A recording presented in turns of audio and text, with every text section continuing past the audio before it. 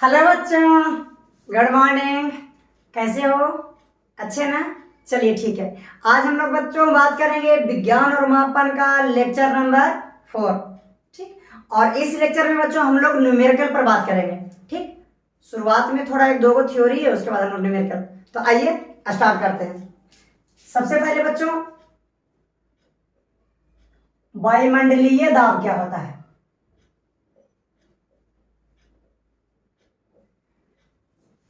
तो बच्चों हम लोग वायुमंडल में रहते हैं, हवा में रहते हैं। तो जब हवा में रहते हैं ना, तो वायुमंडल यानी हवा हम पर बहुत सारा दाब डालती है। तो हवा द्वारा लगाए गए दाब को ही हम वायुमंडलीय दाब कहते हैं। वायुमंडल में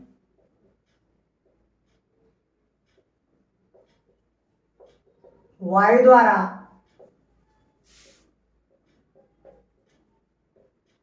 लगाए गए दाब को वायुमंडलीय दाब कहते हैं।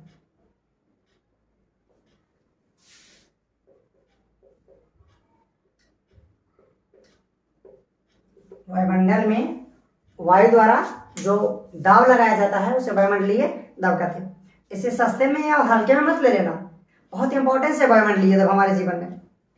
पृथ्वी की सतह पर बच्चों वायुमंडलीय दाब अच्छा होता है। ठीक, इतना होता है कि हम लोग सहन कर पाते हैं। लेकिन पृथ्वी की सतह से बच्चों जैसे जैसे जैसे जैसे ऊपर हम जाते हैं ना, वायुमंडलीय दाब घटते जाता है।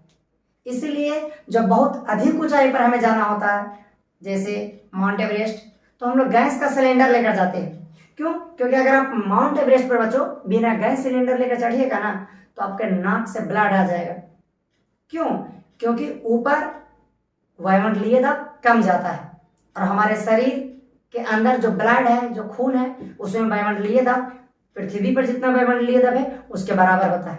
परिणामतः ऊपर जाने पर हमारे शरीर के नसें फटने लगती है और शरीर के नाक से ब्लड आने लगता है। तो बच्चों वायुमंडल हम पर जो दबाव डालती है उसी को कहते हैं वायुमंडलीय दाब। और पृथ्वी की सतह पर वायुमंडलीय दाब बच्चों 1 एटमॉस्फेयर होता है, जिसे सामान्य दाब कहा जाता है। सामान्य दाब एक क्या होता है? समुद्र की सतह पर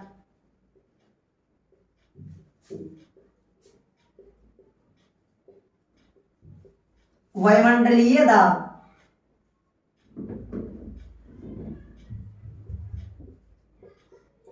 एक एटमॉस्फेयर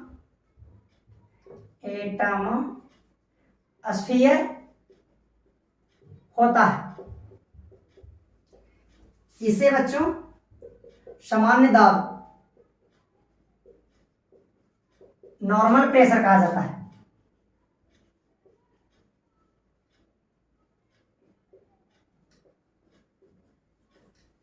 समुद्र की सतह पर वायुमंडलीय दाब 1 एटमॉस्फेयर होता है और इसे हम सामान्य दाब कहते हैं। और एटमॉस्फेयर को बच्चों एटीएम से सूचित करते हैं। और 1 एटीएम बराबर होता है 1.013 गुना 10 के पावर 5 पास्कल।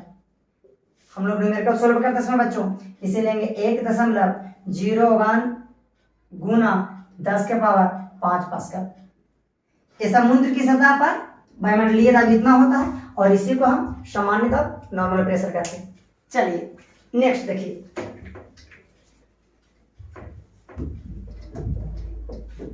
एक मिनट बच्चों, 1 मिनट, थोड़ा नॉइस हल्ले के कारण हम अपनी वीडियो को पॉज करते हैं। चलिए वेलकम बैक बच्चों, आपका पुनः स्वागत है। थोड़ा शोरगुल के कारण हमें वीडियो को पॉज करना पड़ा। चलिए अब हम लोग बात कर रहे थे बच्चों ऊर्जा। ऊर्जा का एसआई मात्रक बच्चा जूल होता है, जिसे जे से सूचित किया जाता है। चूंकि उष्मा भी एक प्रकार का ऊर्जा का ही रूप है, ऊर्जा का ऐसा मात्रक जूल, उष्मा भी एक प्रकार की ऊर्जा होता है, इसीलिए उष्मा का भी ऐसा मात्रक क्या होना चाहिए? जूल ही होना चाहिए। बच्चों उष्मा का सीजीएस मात्रक कैलोरी होता है। याद रखिएगा उष्मा का SI मात्रक हमारे पास जूल है, SI मात्रक, जबकि उष्मा का CGS मात्रक कैलोरी होता है जिसे CL से सूचित करते हैं। और उष्मा का बहुत बड़ा मात्रक बच्चों किलो कैलोरी होता है।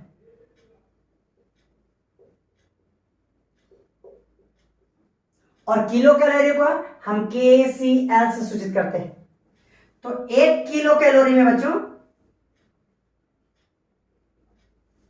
ठीक 1000 कैलोरी होता है। और 1 कैलोरी में बच्चा 4.186 जूल होता है, जिसे हम लोग न्यूमेरिकल हल करते समय 4.186 जूल को हम 4.2 कह देंगे। यानी 1 कैलोरी में कितना जूल हो गया? 4.2 जूल। तो बच्चों 1 किलो कैलोरी में कितना जूल होगा? तो 1 कैलोरी में इतना जूल। तो 1 कैलोरी में 1 किलो कैलोरी में कितना कैलोरी होता है बच्चों?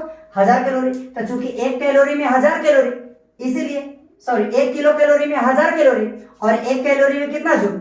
4.2 जूल। इसलिए 1000 कैलोरी बच्चों 4.186 गुना 1000 यानी कि 4186 जूल। और बच्चों अगर हम केवल 4.2 लेके हल करेंगे तो आ जाएगा 4200 जूल। इसे नोट कर लीजिए, न्यूमेरिकल बनाते समय बहुत काम आएगा। एक बार फिर से बोल देते हैं, ऊर्जा का ऐसा मात्रक जूल, उष्मा भी एक प्रकार की ऊर्जा है, इसका भी ऐसा मात्रक जूल। CGS मात्रक उष्मा का कैलोरी, बड़ा मात्रक किलो कैलोरी, 1 किलो कैलोरी में 1000 कैलोरी, 1 कैलोरी में 4.186 जूल यानी 4.2 जूल। इसीलिए 1 किलो कैलोरी में 1 कैलोरी में इतना जूल, तो 1000 में इतना गुना इतना बच्चा, इसलिए इतना हो जाएगा। यस, चलिए अब हम लोग थोड़ा सा और न्यूमेरिकल देख लेते हैं थ्योरी, उसके बाद न्यूमेरिकल देख लेंगे।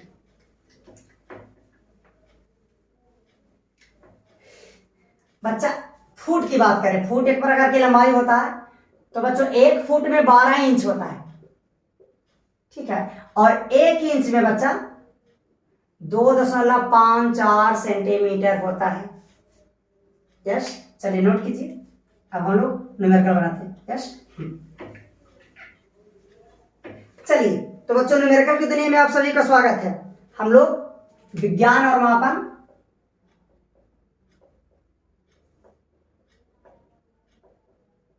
नाम के चैप्टर का न्यूमेरिकल पढ़ा रहे हैं। तो सबसे पहले बच्चों का आता है कि निम्नलिखित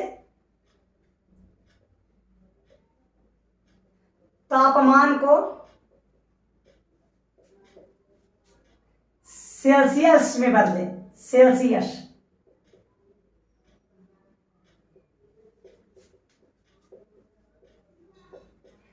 ठीक। याद रखिएगा बच्चों कि तापमान का SI मात्रक केल्विन होता है, ठीक है ना। तापमान का ऐसा मात्रक क्या होता है? केल्विन। सेल्सियस ऐसा मात्रक नहीं है। चलिए तो हमारे पास यहां केल्विन में दे दिया है 500 केल्विन।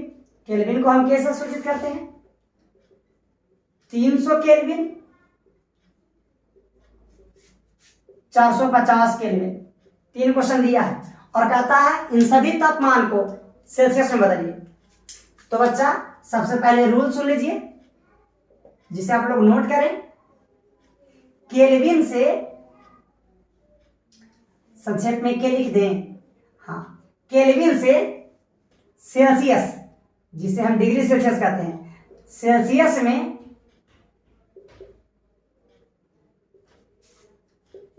बदलने के लिए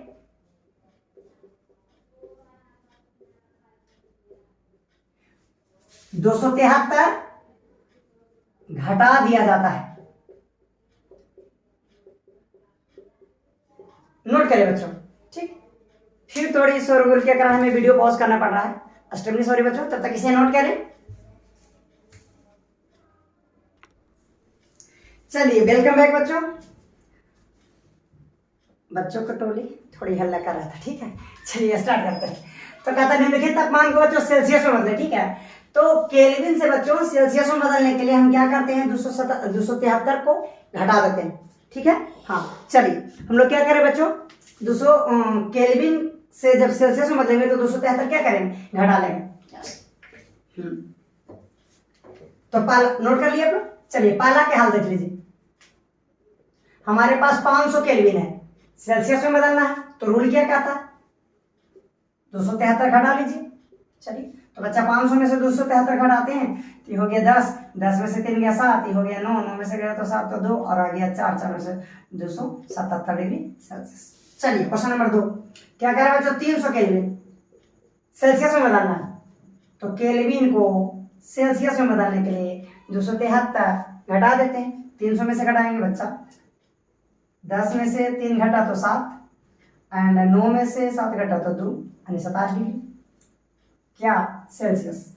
तीसरा क्वेश्चन, बच्चा पार्टी 450 केल्विन है, सेल्सियस में बदलने के लिए 450 में से 273 को घटा देंगे।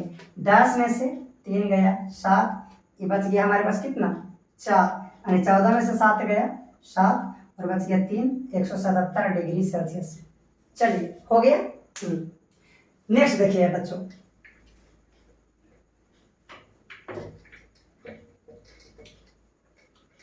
अब इसका उल्टा देखिए, कहता है निम्नलिखित तापमानों को केल्विन में बदले।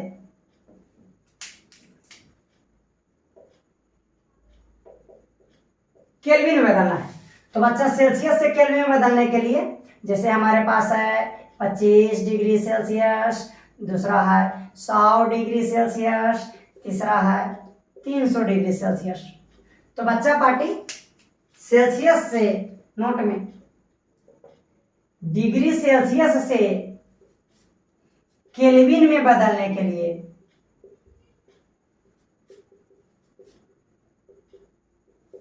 273 जोड़ दिया जाता है। नोट करें, सेल्सियस को केल्विन में बदलने के लिए 273 क्या करते हैं, जोड़ देते हैं। तो बस हो गया आंसर। पहला देख लीजिए, 25 डिग्री सेल्सियस है, केल्विन में बदलना है, तो क्या करेंगे 273 ऐड कर देंगे, 75 प्लस 273 और हम 5 3 8 7 2 9 298 केल्विन। चलिए क्वेश्चन नंबर 2, 100 डिग्री सेल्सियस। तो बच्चा सेल्सियस से केल्विन में बदलने के लिए 273 ऐड करें तो आ जाएगा 373 केल्विन। तीसरा क्वेश्चन, 300 डिग्री सेल्सियस है, तो बच्चा केल्विन में बदलने के लिए क्या करें 273 ऐड करें, तो कर दीजिए 3 2 5 573 आ जाएगा। चलिए नेक्स्ट क्वेश्चन दे।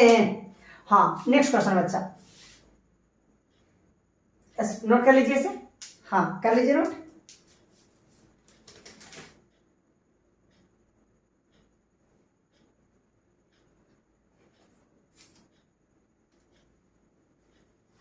चलिए देखिए बच्चों,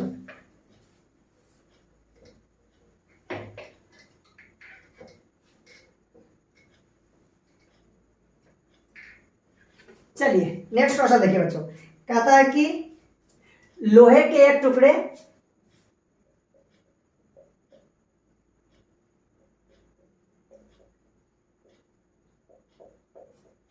का आयतन 0.45 मीटर क्यूब है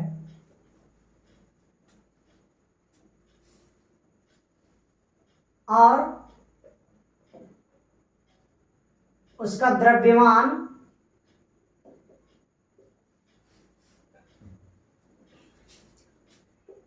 1000 kg है, तो लोहे का घनत्व ज्ञात करना है।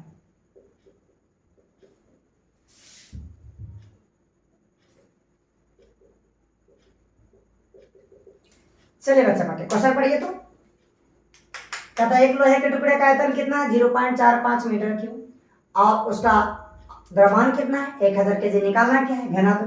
बच्चा हम प्रीवियस लेक्चर में बात कर चुके हैं कि घनत्व बराबर हमारे पास होता है द्रव्यमान बटा में आयतन। चलिए इंफॉर्मेशन हमारे पास जो दिया हुआ है उसको लिख लीजिए। दिया हुआ है हमारे पास बच्चा, क्वेश्चन पढ़ें और देखें द्रव्यमान कितना दिया हुआ है 1000 kg, आयतन कितना दिया हुआ है लोहे का 0.4 मीटर क्यूब। देख लीजिए लोहे का आयतन इतना। तो बच्चा द्रव्यमान हमारे पास आ गया 1000 kg एंड आयतन आ गया 0.45। बच्चा दशमलव हटाएंगे तो ऊपर आके हो जाएगा 2 जीरो। इस तरह से ऊपर आ गया 2 तो 4 और एक 5 बट्टा 45। 5 से भाग दे सकते हो, 5 से भागा दे देंगे तो ऊपर आ जाएगा बच्चा 2 0 0 0 0 एंड नीचे आ जाएगा 5 से भागा देंगे तो 9। ठीक, इस तरह से इतना केजी मीटर प्रति क्यूब। बाकी आप काट लीजिएगा। ठीक, नेक्स्ट बच्चा मिटा दे इसे। यस,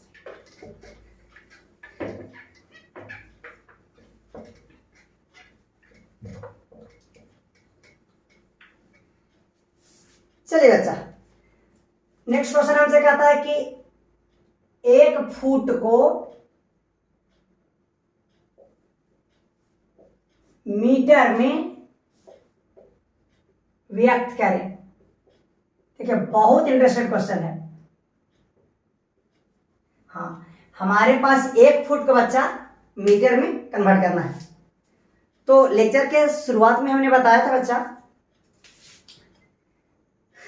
क्या बताया था कि 1 फुट में हमारे पास 12 इंच होते हैं। ठीक, 1 फुट में कितने इंच होते हैं? 12 इंच। और हमने बताया था बच्चा कि 1 इंच में 2.54 सेंटीमीटर होते हैं। ठीक, और हमें 1 फुट को कितना में निकालना है? मीटर में व्यक्त करना। तो चूंकि 1 इंच में 2.54 सेंटीमीटर, तो बच्चा 1 फुट में कितना इंच होता है? इसीलिए 1 फुट में, तो 1 फुट में 12 इंच यानी 12 इंच में, तो 1 इंच में 2.54 सेंटीमीटर, इसीलिए 12 इंच में हो जाएगा बच्चा 12 गुना 2.54 सेंटीमीटर। कैसे? देखो देखिए एक एक नियम बताते हैं। यदि बच्चों 1 रुपया में 5 चूस मिलता है, 1 रुपया में 5 चूस मिलता है, पूरे नंबर में बहुत कम आएगा, ध्यान से सुनिएगा। 1 रुपया में 5 चूस, तो पूछना 4 रुपया में कितना चूस।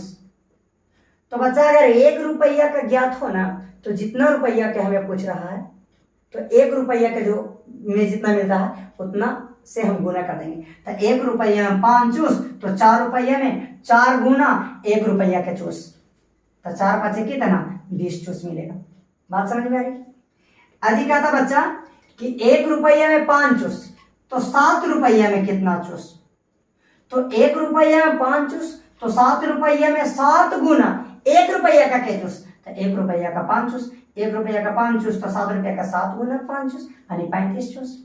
अब सेम यही उपयोग कर देते हैं। यहाँ पर देख लीजिए 1 इंच में 2.54 सेंटीमीटर, 1 इंच में इतना, इसलिए 12 इंच में, तो बच्चा 1 इंच में 2.54 सेंटीमीटर, तो 12 इंच में 12 गुना 1 इंच का लंबाई यानी 2.54 सेंटीमीटर। अब इसे गुना कर लो, गुना कर लेते हैं। चलिए तो यहाँ गुना कर देते हैं। यस, चलिए 4 दूनी 8, 5 दूनी 0 एंड 2 दूनी 5, 4 का 4 एंड 5 एंड 2, इस तरह से 8 4 0 3 यानी आगे बचा 3 और 0 4 8 दशमलव के 2 अंक बाद दशमलव यहाँ इतना सेंटीमीटर। अब बच्चा हमें सेंटीमीटर आ गया है, बदलना किस चीज में? मीटर में। तो बच्चों मीटर में बदलने के लिए, सेंटीमीटर से मीटर में बदलने के लिए 100 से भागा देना पड़ता है। 100 से भाग दे दी, इतना सेंटीमीटर था, मीटर में बदलने के लिए 100 से भाग दी। जैसे ही सेंटीमीटर हटाएंगे तो इसके बाद डबल 0, 2 अंक है, 1 अंक 1 अंक, तो दशमलव के बाद जितना अंक रहता है ना, दशमलव हटाने के बाद नीचे उतना 0 बैठ जाता है, तो 2 0। इस तरह से ऊपर हो गया 3 4 3 0 8 4 भाई, नीचे हो गया 1 0 0 0। ठीक, चलिए अब इसे दशमलव बैठाना था, नीचे के 0 1 2 3 4 0, तो ऊपर वाला अंक उतार लीजिए 3 0 4 8, तो जितना 0 उतना अंक के बाद दशमलव 1 2 3 4 1 2 3 4, इतना मीटर। चलिए बच्चों नोट कीजिए तो इसे।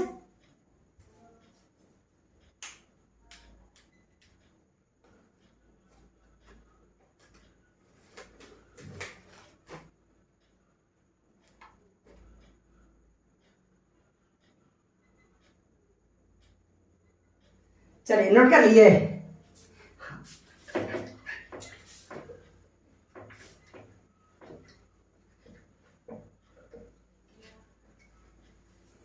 चलिए एक और बहुत ही इंटरेस्टेड क्वेश्चन बच्चा, कहता है एक वर्ष में प्रकाश द्वारा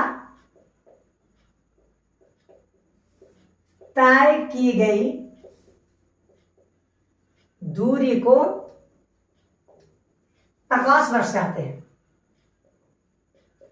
देखिए बहुत अच्छा मीनिंग निकल कर आया है कि भाई लाइट ईयर क्या होता है, प्रकाश वर्ष। तो एक वर्ष में प्रकाश द्वारा तय की गई दूरी को प्रकाश वर्ष कहते हैं।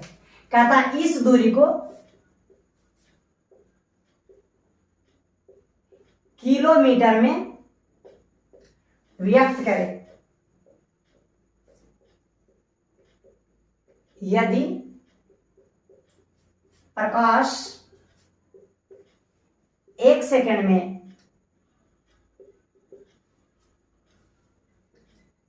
3 गुना 10 के पावर 8 मीटर की दूरी तय करता है।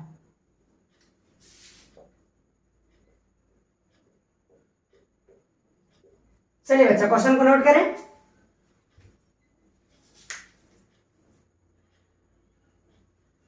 चलिए नोट कर लिए। हाँ देखिए बहुत अच्छा इंटरेस्टिंग क्वेश्चन बच्चों। सबसे पहले प्रकाश वर्ष किसे कहते हैं, तो एक वर्ष में प्रकाश द्वारा तय की गई दूरी को हम प्रकाश वर्ष कहते हैं। कहता है इस दूरी को आप किलोमीटर में व्यक्त करें। ठीक, चलिए क्वेश्चन पढ़ लीजिए, पढ़ लीजिए। चलिए मिटा दे। यस,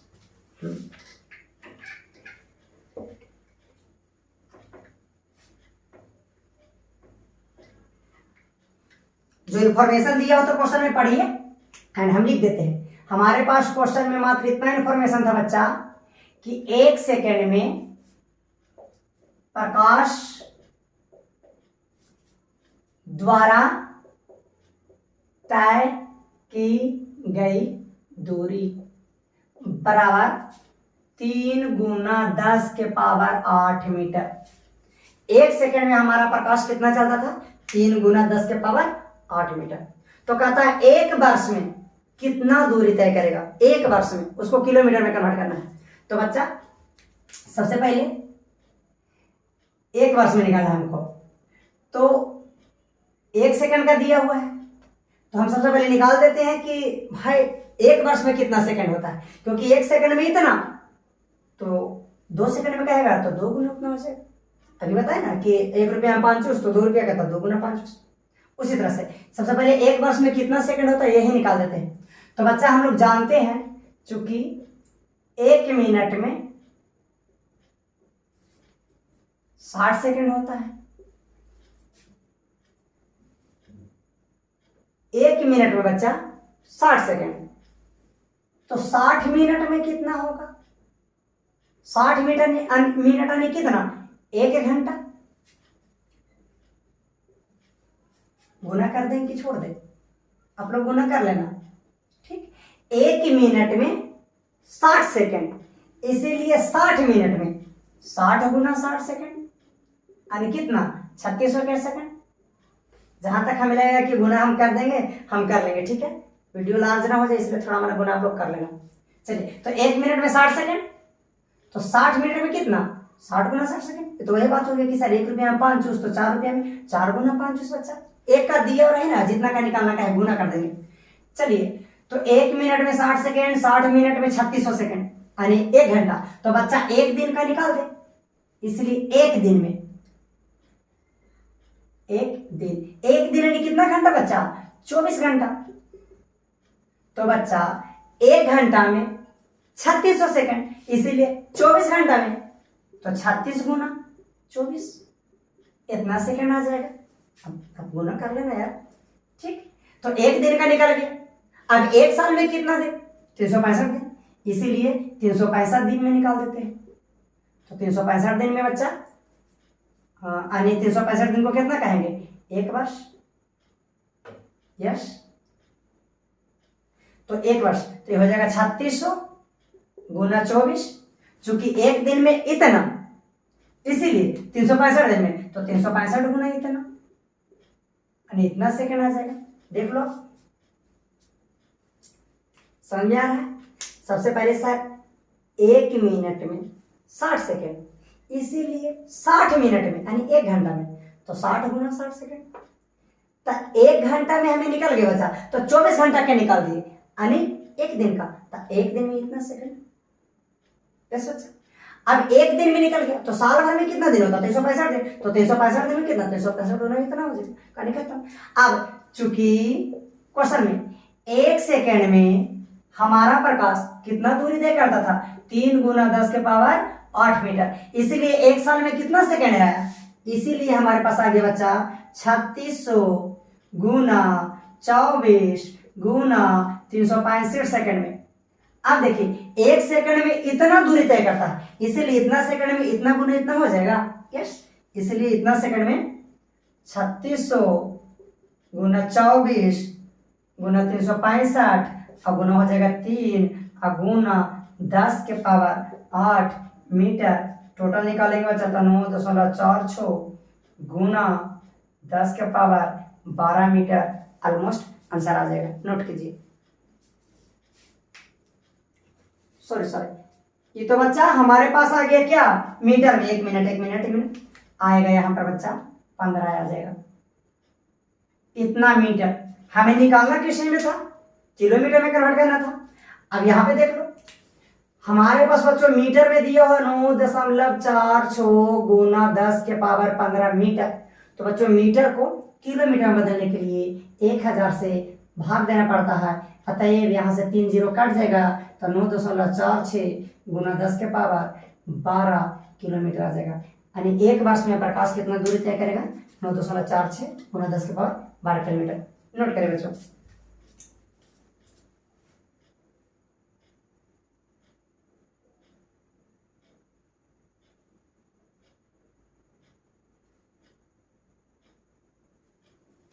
चलिए नेक्स्ट क्वेश्चन ले लें।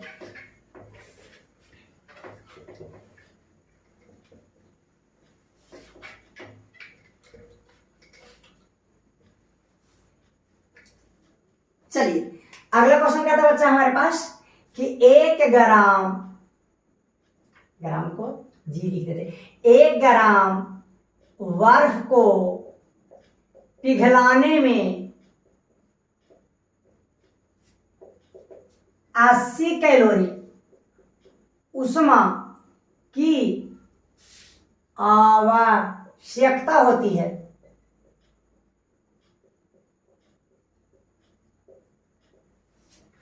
तो बताएं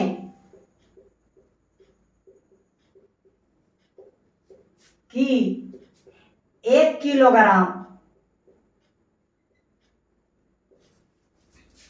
बर्फ को पिघलाने में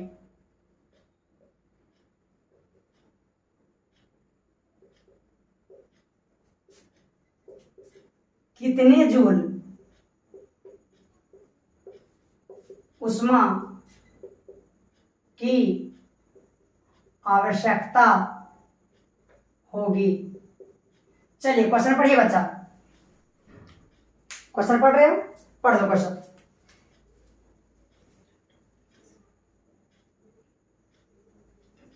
चलिए पढ़ लिए। हाँ देखिए कहता है 1 ग्राम बर्फ को पिघलाते हैं तो 80 कैलोरी, बच्चा सॉरी कैलोरी यहाँ क्या लिखा गया, 80 कैलोरी उष्मा की आवश्यकता होती है। तो बताएं कि 1 किलोग्राम बर्फ को पिघलाने में कितना जूल, हमको आंसर पूछा जा रहा है जूल में, जूल में, जूल में। यस चलिए तो क्वेश्चन को मिटा देते हैं। क्वेश्चन पढ़ लो पढ़ लो पढ़ लो, पढ़ लिए? हाँ मिटा दे। कहता है फिर से 1 ग्राम बर्फ को पिघलाएंगे तो 80 कैलोरी उष्मा की आवश्यकता होगी। तो 1 केजी बर्फ को पिघलाने में कितने जूल की आवश्यकता होगी? चलिए इंफॉर्मेशन दिया हुआ था हमारे पास, लिख देते हैं। दिया है कि भाई 1 ग्राम बर्फ को पिघलाएंगे तो हमें 80 कैलोरी उष्मा लगेगा। तो 1 केजी को हमें बर्फ को पिघलाना है तो कितना जूल लगेगा, जूल में भाग निकालना। चलिए आज स्टार्ट करें। कुछ देर पहले हम बता रहे थे बच्चों कि सबसे पहले इसे थोड़ा मना हल कर लें। हाँ चलिए, चूंकि 1 ग्राम बर्फ को पिघलाने में 80 कैलोरी की आवश्यकता होती है, इसलिए के केजी 1 केजी 1 kg मतलब कितना 1000 ग्राम बच्चा? 1000 ग्राम। चूंकि 1 ग्राम में 80 कैलोरी, इसीलिए 1000 ग्राम में 1000 गुना 80 कैलोरी, यानी बच्चा 80,000 कैलोरी हो जाएगा। और हम लोग अच्छी तरह से जानते हैं बच्चों, चूंकि 1 कैलोरी में आपके पास होता है 4.2 जूल या 4.186 जूल, आपका चॉइस, जो लेना चाहो ले लो। अब 1 कैलोरी में चूंकि 4.2 जूल, इसीलिए कुल कितना कैलोरी? इसीलिए 80,000 कैलोरी में। अब बच्चा 1 कैलोरी में 4.2 जूल, इसीलिए 80,000 कैलोरी में 80,000 गुना 4.2 जूल, 80,000 गुना 4.2 जूल। अब बच्चा दशमलव हटाएंगे तो बट्टा में 1 आ जाएगा, क्योंकि दशमलव के बाद 1 अंक है, एगो से एगो कट गया। अब इसको काट देना, 8 दूनी 16 एंड 8 चौके 33 एंड 0 एंड 0 एंड 0, इतना जूल उष्मा की आवश्यकता होगी। यदि बच्चों हमें पूछता कितने किलो जूल की आवश्यकता होगी, पूछता कि किलो जूल में निकालिए, तो बच्चों किलो जूल में निकालने के लिए हमारे पास, थोड़ा मिटा दे, मिटा सकते हैं, यस, नोट करो, मिटा देते हैं। चलिए, हमारे पास आ गया 336,000, इतना जूल 1 kg बर्फ को पिघलाएंगे तो इतना जूल उष्मा की आवश्यकता होगी। पूछता कि कितना किलो जूल उष्मा की आवश्यकता होगी किलो जूल में, तो बच्चों किलो जूल बदलने के लिए ना इसको हमें 1000 से केवल भाग दे देते हैं, 3 से 3 जीरो कट जाएगा, यानी 3 3 6 किलो जूल, इतना किलो जूल की आवश्यकता होती। अगर आप चाहे तो इसको मानक रूप में लिख सकते हैं बच्चों के, 3 3 6 0 0 0 मानक रूप में लिखेंगे तो 3.36। अब गुना मानक रूल लिखने का रूल है कि 1 अंक के बाद दशमलव, 1 अंक के बाद जितने अंक है 1 2 3 4 5, तो 5 जीरो दे देते हैं। ठीक, चलिए इसको भी आप लिख सकते थे कि 3.36, इस बार 2 अंक है दशमलव के बाद, तो 10 के पावर 2 जूल। तो बच्चों इसी के साथ आपको विज्ञान और मापन नाम का चैप्टर समाप्त होता है। बच्चों वीडियो को रेगुलर देखिएगा, कंटिन्यूअसली देखिएगा, मजा आ जाएगा। ठीक, चलिए अब हम लोग दूसरा चैप्टर हम लोग बात करेंगे मोशन पर। ठीक, तो बच्चों इसी के साथ अपना लेक्चर का समाप्त करते हैं। जय हिंद, जय भारत।